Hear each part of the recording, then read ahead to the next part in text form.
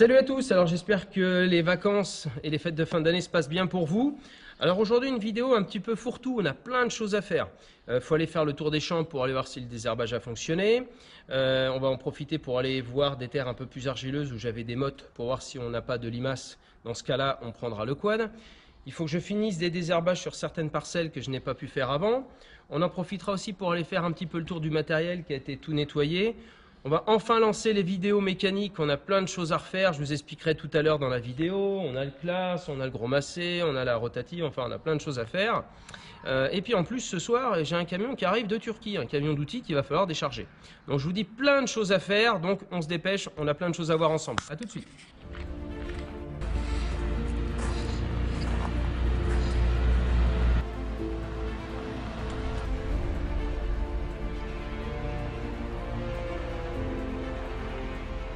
Bon voilà notre transporteur Fabien Givert.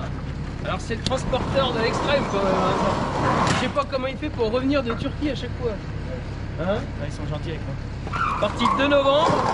On est combien? 23 novembre. Ouais, bah là il y a eu quelques petits problèmes douaniers. Il y a eu la douane. Voilà. On fait ça comme ça. Non. Ah ouais, il y a du boulot quand même là. Hein. Là on a les rouleaux, c'est ça. On a 4 outils. Ouais, 4 outils. Plus de la pièce. Donc vous comprenez pourquoi en fait on les monte ici, on fait les petites touches de peinture, on remet tout à niveau, on resserre les boulons et après ils sont prêts à partir.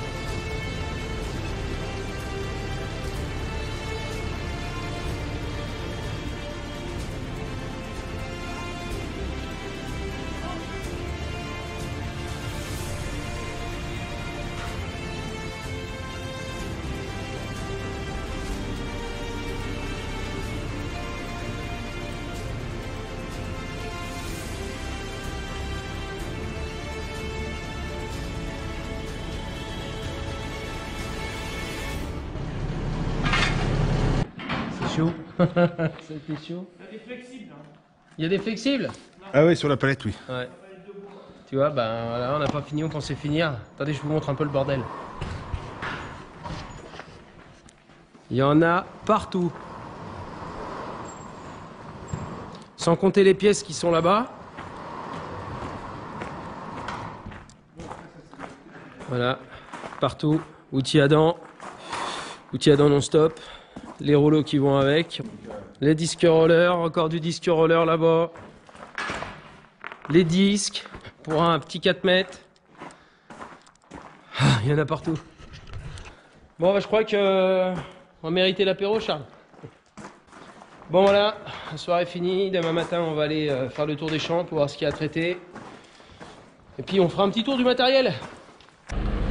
Bon, Fabien, bonne route!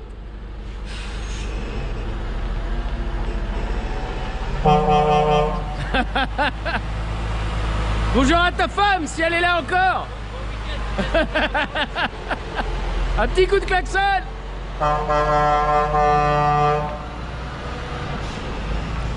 Bon allez, moi je vous dis à demain matin. Il fait une super belle journée, il fait pas chaud. Pas de nuages, c'est normal. Je vais quand même vous montrer un petit peu ce décor bucolique. Ouais, je parle bien ce matin. J'ai pas dit alcoolique, j'ai dit bucolique. Bucolique. Ce décor bucolique. Je vais vous montrer ses couleurs. Regardez-moi ça. C'est pas magnifique ça? Ça c'est les plaisirs du matin. Regardez ça. Tout est bien rangé. À part le bordel qui est arrivé hier soir. On va attendre qu'il fasse un peu plus de lumière pour que je vous explique un petit peu ce que je vais faire sur le matériel, sur les tracteurs, les réparations. Bon allez, je vais aller prendre un café. Je vais regarder mon plan de désherbage de ce matin. Après je vais aller faire un petit tour de parcelles pour voir si ça vaut le coup ou pas. En fait, j'aurais vraiment préparé j'aurais vraiment faire de bons désherbages d'automne parce qu'au printemps justement je voudrais éviter d'y passer. Sachant que, en fait, moi je vous l'avais dit la dernière fois, là, enfin, dans les dernières vidéos, je vous avais dit que je voulais investir dans une houe rotative, donc histoire de casser la croûte de battance au printemps et de pouvoir désherber mécaniquement, sans utiliser les phytos. Donc si je pouvais faire un juste milieu entre le mécanique et le chimique, ce serait très bien. Donc je veux pas louper, comme on a des très bonnes conditions justement là cet automne, c'est de ne pas louper les désherbages pour être au top au printemps. Allez, au café.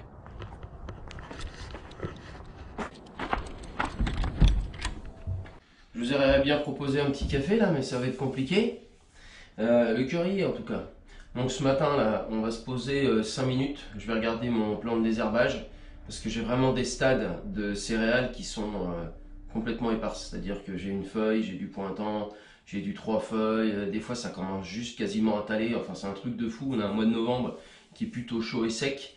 On a eu de l'eau, on a eu de la terre très chaude avant avec la sécheresse. Enfin, toutes les conditions sont idéales pour que ça lève bien. Et d'un côté, c'est très bien. On va en profiter aussi à compter les petits boulons. Parce que comme on a reçu le camion hier, on a ce qu'on appelle une packing list qui nous permet de voir tout ce qu'il y avait dans le camion. Donc on va checker avec Charles, entre autres, voir si on a bien toutes les pièces qu'il faut, s'ils n'en ont pas oublié. Les Turcs font du super bon matériel, mais alors il y a intérêt à compter tous les boulons, à faire attention à tout.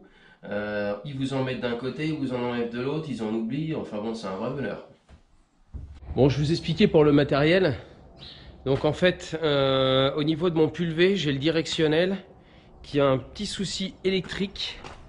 En fait, l'intérêt d'avoir un essieu suiveur, c'est de pouvoir repasser dans les passages de roue du tracteur, et c'est pas le cas parce que là, il bloque. Alors au début, je pensais que c'était ce boîtier-là. Vous voyez, celui-ci que j'ai refait, c'est pas ça. Ensuite, il y avait tous les capteurs. Il y a ce capteur-là. Vous voyez, ça bouge comme ça, ce qui permet justement de faire suivre l'essieu, d'envoyer un contact électrique au boîtier, puis au capteur qui se trouve aussi ici. Manque de bol, c'est pas ça. Vous voyez, il y a le vérin. Donc j'ai réussi à trouver tout l'éclaté du pulvé. Et je pense tout simplement que soit j'ai un problème de masse, parce qu'en fait quand je le mets en route, l'essieu suiveur il claque, il fait clac clac clac clac clac clac, enfin, il bouge dans tous les sens. Donc il doit y avoir une masse. Et sûrement à ce boîtier là, je vais vous montrer. Voilà, le petit boîtier que vous avez là. Là je dois avoir un problème ici. Donc pour le moment, je travaille avec l'essieu bloqué. Mais vivement que je répare parce que comme on a des terres humides aussi, le tracteur marque et c'est quand même beaucoup mieux quand l'essieu suit exactement les passages du tracteur. Ensuite on a le gros massé, regardez comme il est propre. Voilà. Donc l'échappement, on a changé de tube tout simplement là, donc on n'a plus de problème de chauffe au niveau du réservoir.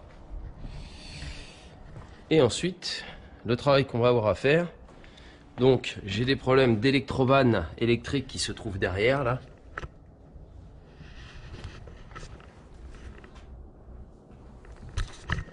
À froid ça déconne.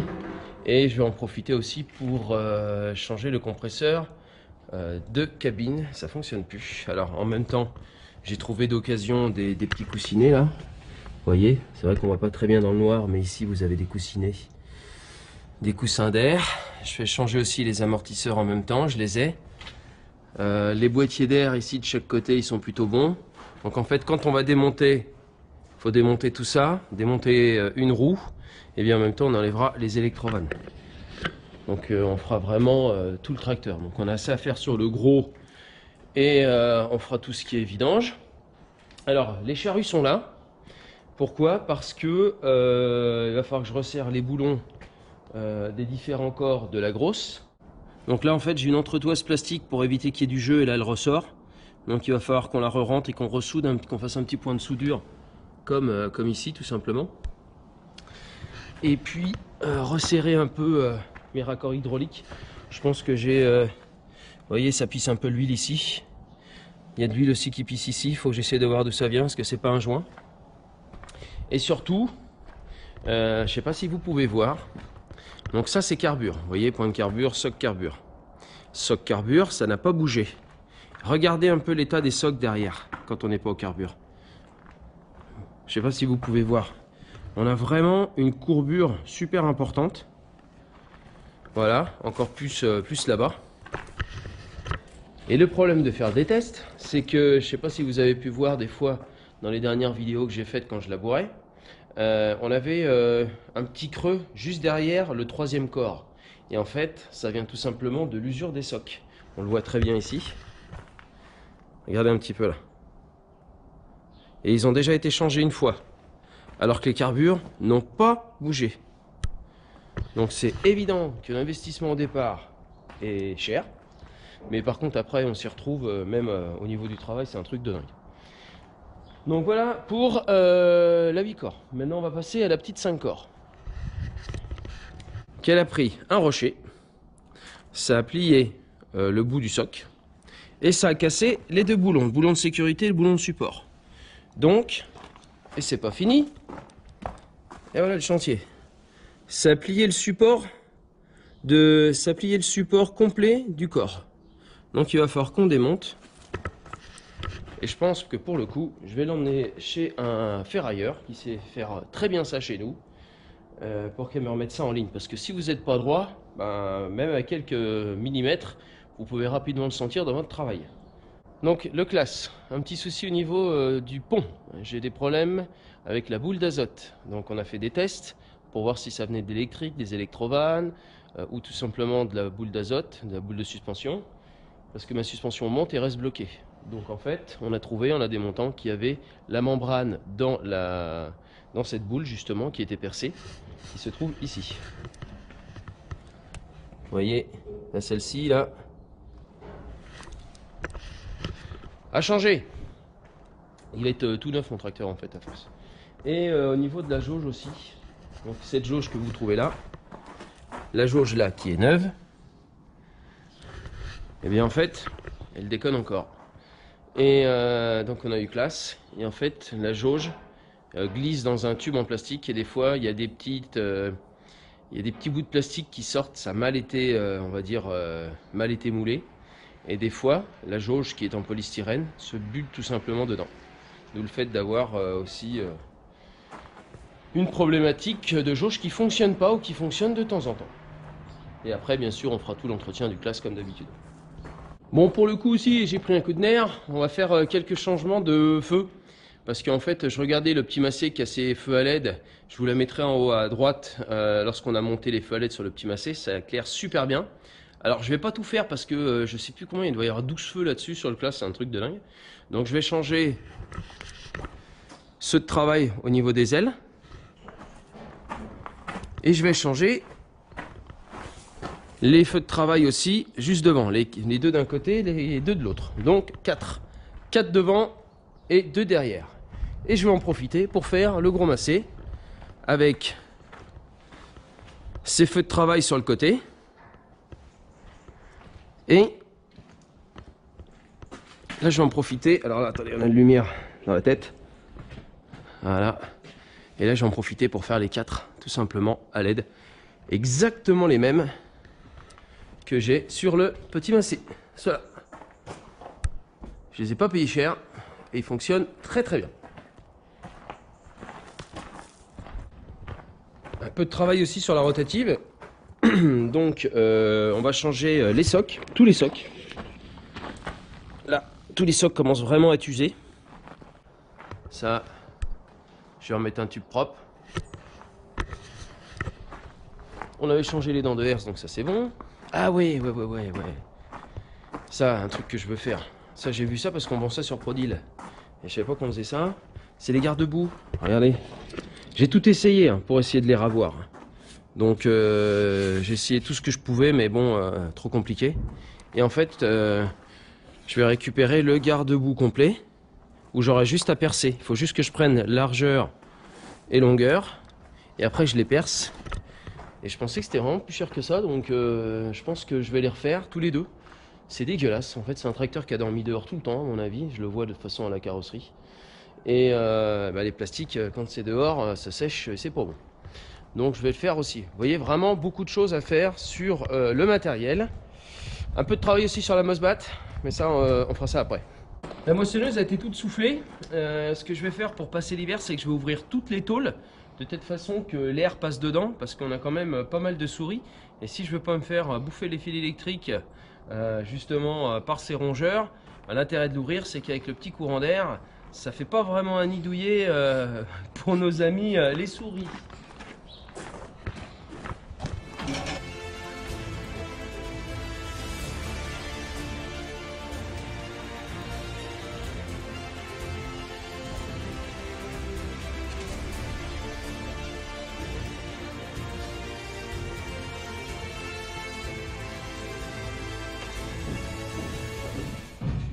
Ça, c'est bon.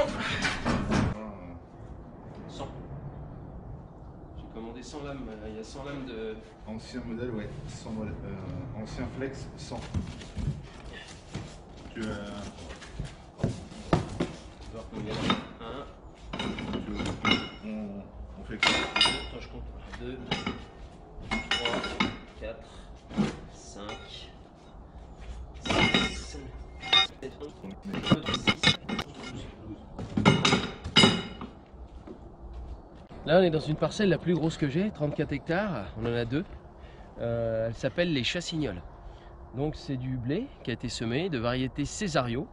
Et elle a été semée en 2 fois. Pourquoi? Parce qu'on a fait 27 hectares d'un seul coup, Actisol plus rotatif semoir. Et ensuite on s'est pris 50 mm d'eau. Donc on a été obligé de s'arrêter. Il nous reste une pointe là-bas et toute la chinte. Donc tout le tour de champ.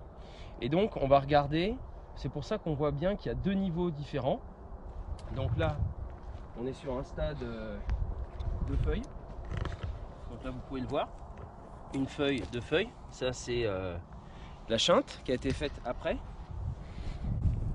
Et là, on se retrouve sur ce qui a été semé en premier. On est quasiment sur un talage. Donc là, je l'avais déjà désherbé, celle-ci. Donc on peut voir, c'est plutôt propre. On a quelques repousses de dicote, mais ça, c'est pas très grave. Donc en fait, les déchômages successifs qu'on a pu faire, c'est-à-dire on a déchômé, travaillé en surface la terre pour que la graine de Moserbe puisse lever et la redétruire mécaniquement, ça a plutôt bien fonctionné. Avec un bon désherbage en post-semis prélevé et prélevé aussi. Donc là, pour le coup, on verra au printemps. Donc l'intérêt avec ce désherbage d'hiver qui a plutôt été bien réussi pour le moment, c'est de faire ensuite un désherbage mécanique pour le printemps avec une houe rotative. Ce qui me permettra, comme je vous l'expliquais, de casser ma petite croûte de battance qui s'est faite durant tout l'hiver et de pouvoir justement désherber mécaniquement les tout petits plantules. C'est la première fois que je vais essayer, je vais faire des tests dans la parcelle, de toute façon j'en ferai une vidéo. Donc là, comme vous pouvez voir, on est sur un précédent tournesol. Donc on a encore les cannes qui ont été broyées lors du déchômage qui a été très sec. J'en profiterai pour vous mettre la vidéo en haut à gauche. Vous allez voir que c'était vraiment très sec. Et on a quelques graines de tournesol qui repoussent aussi, c'est assez marrant. Mais bon, ça va cramer avec l'hiver, je suis pas inquiet. Donc, et bien là, en fait, ce qu'on va faire, c'est que ma chinte plus ma pointe là-bas, il y a quand même 7 hectares. J'ai pas du tout désherbé, donc je vais le faire là pour être tranquille par la suite. Tiens, j'en profite de passer à côté de la parcelle du hangar. Donc, parcelle que je voulais mettre en couvert, mais il a tellement fait sec que ça n'a pas levé. On a encore de la févrole qui pousse alors que ça fait 2 ans qu'elle a été installée. Et là on a beaucoup de raies gras qui lèvent. Je ne sais pas si on peut voir. Donc ce que je prévois de faire, c'est justement de laisser pousser ce rais gras. Et puis s'il y en a qui sont intéressés pour faire une coupe, avant que je ne retravaille le sol, vous pouvez le marquer dans les commentaires. Donc comme vous avez pu le voir, dans les parcelles, je vais quand même désherber. sur certaines et en fait je vais utiliser le petit macet avec le pulvérisateur. En fait, lorsqu'on est dans la cabine et qu'on utilise la ventilation, ça vient chercher en règle générale l'air extérieur, donc il peut y avoir parfois justement la pulvérisation qui vient se mettre dedans. L'intérêt du charbon actif, c'est que lui capte les éléments et ne les met pas dans la cabine. Comme ça, c'est totalement hermétique. En fait, à l'intérieur du filtre à air de cabine, vous avez du charbon actif. Donc en fait, ouais, c'est une espèce de charbon. J'avais entendu dire que c'était de la noix de coco brûlée, pour vous dire. Donc c'est pour ça déjà qu'il est beaucoup plus lourd. Et donc les éléments viennent se mettre dedans, ils sont captés, ce qui évite de les retrouver dans la cabine. Donc comme ça, je suis en protection totale lorsque je traite, tout simplement. Alors me voilà dans une parcelle de blé. Là on est sur du Sacramento. J'ai jamais désherbé pour le moment. J'ai juste fait un insecticide. Alors pourquoi un insecticide? Au moment où en fait la première feuille va sortir de terre, tout simplement, on a souvent des attaques de pucerons. Surtout avec un automne assez sec comme on a. Et donc je mets toujours un petit insecticide. Et là maintenant je vais désherber. Donc surtout raies-gras et vulpin. Donc moi je mouille à 100 litres. Quand on dit 100 litres, c'est-à-dire que pour 1 hectare, je vais mettre 100 litres d'eau. Ensuite mon produit à l'intérieur évidemment, mélangé. Donc là, je suis bien à 100 litres. Le départ de ma parcelle elle est là. Donc maintenant ce que je vais faire, c'est que je vais ouvrir mes rampes. Quand j'ouvre mes rampes, c'est pas compliqué. Je débloque.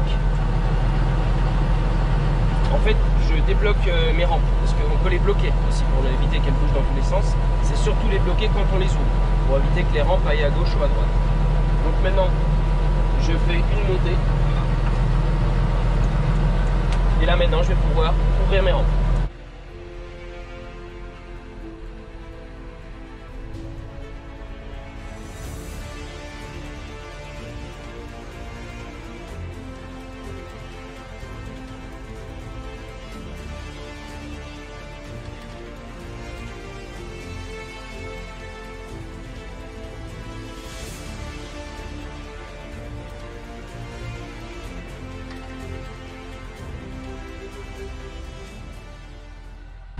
Alors vous pouvez voir que sur mon porte-buse, j'ai différentes buses. Bon là il en manque parce que on s'en sert jamais. Je me sers surtout de 2 buses. Buse anti-dérive. Alors surtout sur des parcs régionaux protégés comme les nôtres, c'est le genre de buse qui nous impose. L'intérêt de la buse anti-dérive, c'est dès qu'il y a un petit peu de vent en fait, elle colle quand même le produit au sol et elle fait des gouttelettes un peu plus grosses. D'où le fait de pouvoir les mettre quand ça ventile un petit peu. Une buse que je me sers aussi pas mal pour les fongicides et les insecticides, surtout au printemps, c'est la buse Axi en 110 degrés. En fait, elle perle beaucoup moins, enfin fait des toutes petites perles, toutes petites gouttelettes. Comme ça, le produit s'étale mieux sur, en fait, tout simplement sur la végétation. Donc celle-ci, ça sera au printemps. En fait, vous tournez tout simplement les porte-jets pour choisir votre buse. Donc là, on désherbe. On va avec un tout petit peu de vent, pas grand chose. On va quand même mettre la buse anti-dérive. Alors vous pouvez voir aussi que en fait j'ai des rampes alu. Ce sont des rampes de 24 mètres. Je trouve que, alors c'est plus d'entretien, mais je trouve que c'est beaucoup plus léger, beaucoup plus manœuvrable. Après bon, j'ai jamais eu l'habitude des rampes acier. On a toujours eu que des rampes alu sur la ferme. Sachant que je pense que l'été prochain, j'achèterai un pulvérisateur, prochain investissement, mais 28 mètres. Comme j'ai un épandeur à engrais qui peut épandre à 28 mètres, ça nous permettra justement d'en prendre un peu plus. Puis 28 mètres pour 200 hectares, c'est bien. Peut-être que je partirai sur de la rampe acier, je ne sais pas encore sur quoi je veux partir. Mettez vos commentaires en bas sur des pulvés que vous aimez bien, des marques.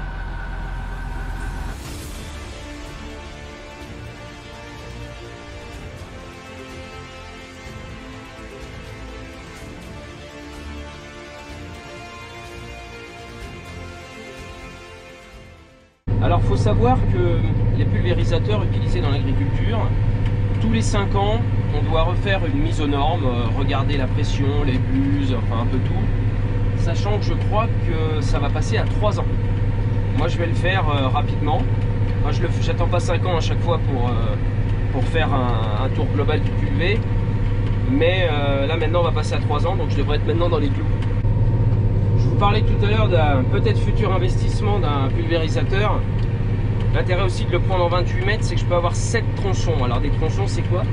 En fait, ce sont des parties de la rampe que l'on peut couper. Vous voyez, moi par exemple, sur 24 mètres, j'ai 4 tronçons. Donc 4 tronçons de 6 mètres, 6 x 4, 24.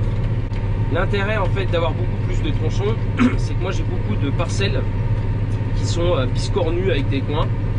Et l'intérêt d'avoir plusieurs tronçons, ça m'évite de redoubler sur le passage que j'ai déjà traité. Et peut-être, faut que j'essaie de voir si je peux pas installer au moins une coupure de tronçon.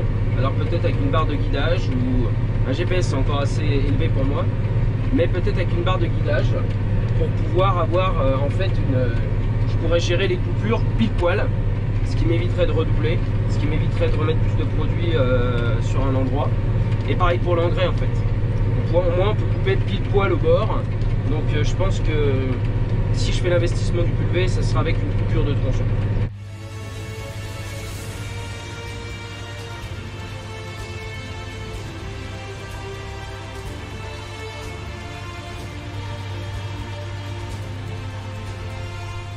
Alors vous pouvez vous apercevoir dans cette parcelle, on a tiré beaucoup de rigoles, d'ailleurs un peu trop à mon goût. Mon père a dû se faire plaisir. On a tellement été inondé, on doit avoir aussi quelques petits problèmes de drain. Donc c'est pour ça qu'on a beaucoup plus de mottes, c'était plus humide ici. Donc le sol s'est repris en masse et quand on l'a travaillé, on l'a labouré. J'avais fait une petite vidéo d'ailleurs sur les blés, vous la verrez encore en haut à droite. Donc là on a tiré des rigoles de telle façon que l'eau qui stagne puisse s'emmener au fossé.